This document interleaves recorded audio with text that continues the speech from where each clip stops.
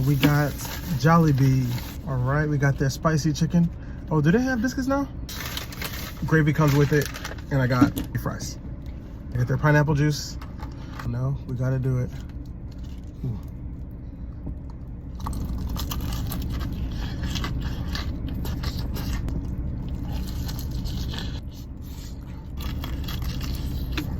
If they tell you that Jollibee spicy chicken is not good, they're lying.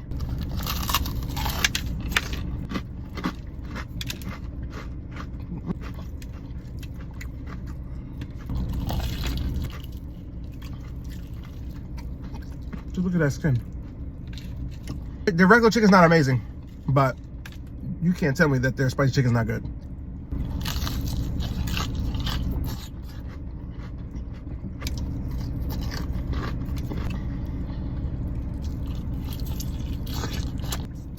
Biscuit and gravy?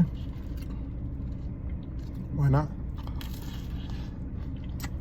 I don't know if y'all just added biscuits to the menu, but this biscuit needs some work.